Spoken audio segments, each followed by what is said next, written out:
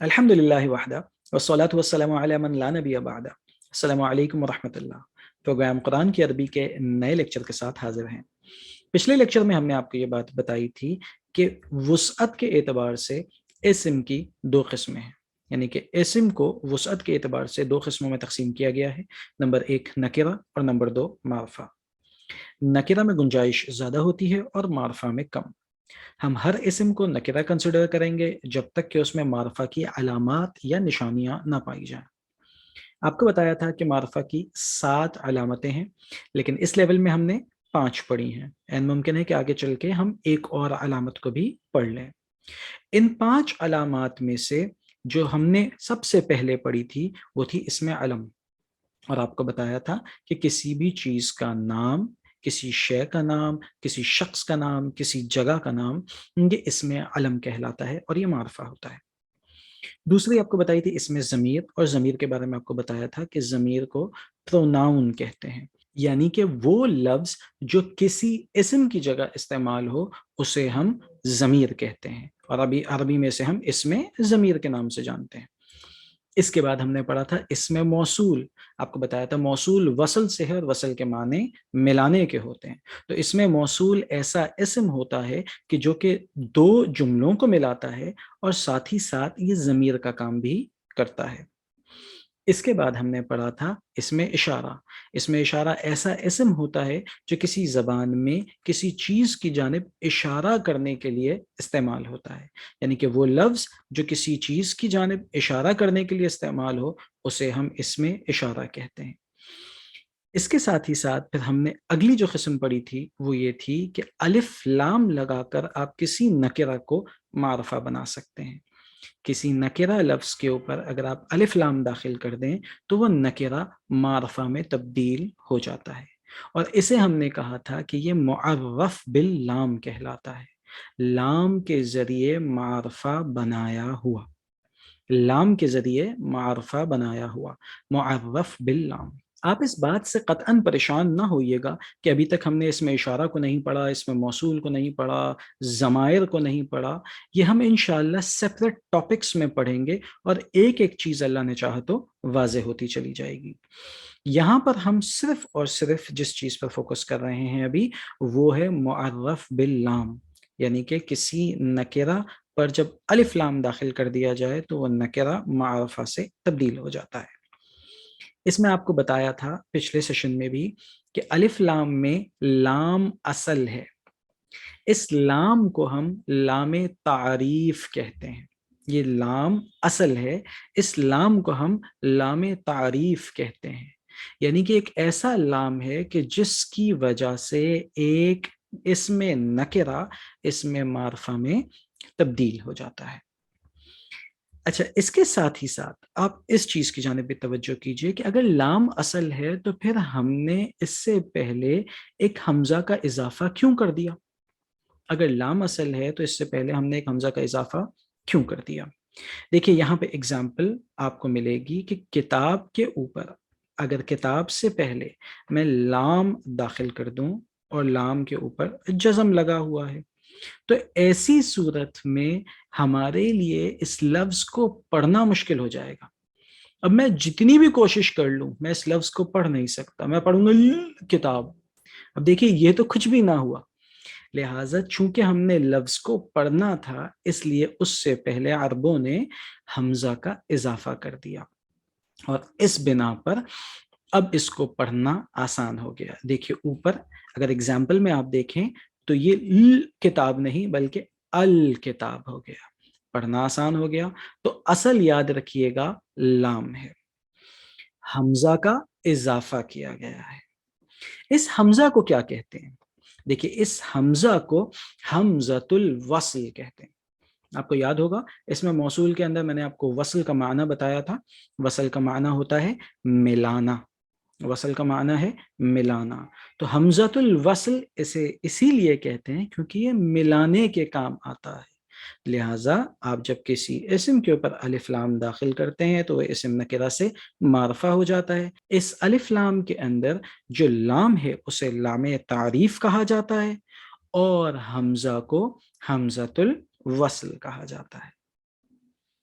اب ہم انشاءاللہ کچھ باتوں کو نوٹ کی صورت میں سمجھنے کی اور یاد کرنے کی کوشش کریں گے۔ سب سے پہلی چیز کہ اگر کوئی لفظ ان 5 میں سے کسی قسم میں ہوگا تو وہ معرفہ ہوگا ورنہ نکرہ۔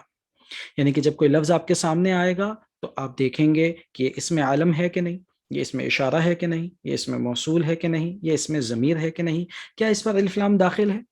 اگر ان 5 میں سے کوئی بھی ایک چیز پائی گئی تو آپ کہیں گے کہ یہ اسم معرفہ ہے ورنہ نکرہ۔ دوسری چیز، جو لفظ پہلے سے معرفہ ہو اس پر آپ الف لام داخل نہیں کریں گے۔ دیکھیے الف لام کیوں داخل کرتے ہیں؟ کسی نکرہ کو معرفہ بنانے کے لیے، کسی نکرہ کو معرفہ بنانے کے لیے آپ نے الف لام داخل کیا۔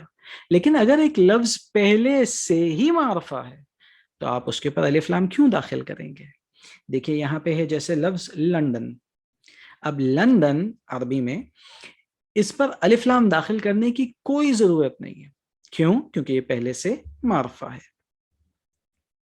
لیکن یہاں پر ایک خاص بات جو کہ آپ نے یاد رکھنی ہے وہ یہ ہے کہ اگر عربوں نے، اگر زبان والوں نے، اہل لسان نے کسی لفظ پہ الف لام داخل کر دیا ہے تو پھر ہم بھی کر دیں گے۔ مثال کے طور پہ دیکھیے شام، ملک شام یہ معرفہ ہے، ملک روم یہ معرفہ ہے، لیکن عرب اس کے اوپر الف لام داخل کرتے ہیں، تو چونکہ عربوں نے اس کے اوپر الف لام داخل کیا لہٰذا ہم بھی داخل کر دیں گے۔ لیکن عام طور پہ ان جنرل اصول اور قاعدہ یہی ہے کہ جب کوئی اسم علم ہے تو یقیناً وہ پہلے سے معرفہ ہے اور اس پر الف لام داخل کرنے کی کوئی حاجت نہیں ہے۔ اب دیکھیے یہ بات ہم نے پہلے بھی بیان کی تھی کہ کسی بھی اسم پر الف لام اور تنوین یہ دونوں ایک ساتھ نہیں آ سکتے۔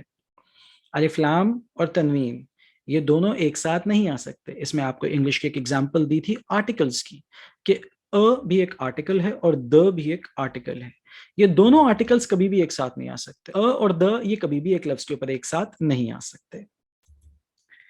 تیسری چیز، اسے بھی ہم نے بیان کر دیا تھا کہ الف لام میں جو یہ حمزہ ہے یہ حمزۃ الوصل کہلاتا ہے، جو کہ ملانے کے وقت گر جاتا ہے۔ یہ ایک اضافی بات ہے کہ جب آپ اس لفظ کو کسی اور لفظ کے ساتھ ملا کر پڑھیں گے تو ایسی صورت میں الف لام پر جو حمزہ ہے یہ حمزہ گر جائے گا۔ مثال کے طور پہ آپ دیکھیے الکتاب، الکتاب پر اگر آپ لفظ ذالکہ کو داخل کریں، جیسے کہ قرآن کریم فرقان حمید میں ہے ذالک الکتاب، تو اب آپ دیکھیے ایگزامپل کے اندر آپ ذالکہ الکتاب نہیں پڑھتے بلکہ آپ کیا پڑھتے ہیں؟ ذالک الکتاب، آپ کاف کو لام سے ملا دیتے ہیں اور جو حمزہ ہے اس حمزہ کو آپ چھوڑ دیتے ہیں، آپ پڑھتے نہیں ہیں۔ اسی بات کو یہاں پر بیان کیا گیا ہے کہ جو حمزۃ الوصل ہوگا، ایسا حمزہ جو کہ ملانے کے لیے استعمال ہوتا ہے، یہ جب ملا کر پڑھا جائے گا ایسی صورت میں اسے گرا دیا جائے گا۔ گرا دینے سے مراد یہ ہے کہ یہ پڑھنے میں نہیں آئے گا۔ جیسے کہ اگزامپل ہے ذالکہ الکتاب، تو جب ملا کے پڑھیں گے تو یہ ہوگا ذالک الکتاب لا ریب فیہ۔ اب ہم کچھ پریکٹس کرتے ہیں۔ دیکھیے یہاں پہ پہلا لفظ ہے الکتابانی، الکتابانی۔ ہم نے 4 چیزیں پڑھی ہیں اسم کے متعلق: اسم کی جنس، اسم کی وسعت، اسم کے اعراب اور اسم کا عدد۔ اب اس ایک لفظ کے اندر ہم ان تمام چیزوں کو دیکھیں گے۔ دیکھیے الکتابانی، سب سے پہلے تو ہمیں پتہ چل گیا کہ یہ مذکر ہے، کیونکہ کتاب، لفظ کتاب یہ مذکر ہے اور اس کا مثنیٰ کتابانی، کتابینی، کتابینی ہے۔ تو اب دیکھیے یہاں پہ سب سے پہلے تو کیا ہے کہ یہ مذکر ہے۔ دوسری چیز ہمیں پتہ چل گئی کہ یہ مثنیٰ ہے، کیونکہ آنی، عینی، عینی کی ساؤنڈ آ رہی ہے، تو آنی یہ مذکر ہے اور ساتھ میں کیا ہے؟ مثنیٰ ہے۔ دوسرا ہمیں پتہ چل گیا یہ حالت رفعی میں ہے۔ کیوں حالت رفعی میں ہے؟ کیونکہ دیکھیں یہاں پہ آنی کی ساؤنڈ آ رہی ہے اور ہم جانتے ہیں کہ جب آنی کی ساؤنڈ آتی ہے تو اسم حالت رفعی میں ہوتا ہے۔ اور آخری چیز دیکھیے اس پر الف لام داخل ہے لہٰذا یہ معرفہ ہے۔ میں ایک ایگزامپل بالکل آخری والی کر دیتا ہوں اور باقی انشاءاللہ آپ دیکھنے کی کوشش کیجیے گا۔ یومن، اب دیکھیے یومن دن کو کہتے ہیں، ہم جانتے ہیں کہ یوم اس میں کوئی مؤنث کی علامت نہیں پائی جاتی لہٰذا یہ مذکر ہے۔ दूसरा देखिए ये वाहिद है। तीसरा देखिए यौमुन तनवीन है और दो पेश हैं, इन्हें हम हालत रफ़ई में कहेंगे कि ये वाहिद है और वाहिद की हालत रफ़ई ऐसे ही आती है। और साथ ही साथ ये नकिरा है, यौम दिन, अब वो कोई भी दिन हो सकता है, लेकिन अगर ये अल यौम हो जाता, अल यौम हो जाता, तो अब ये कोई भी दिन नहीं होगा बल्कि एक खास दिन होगा।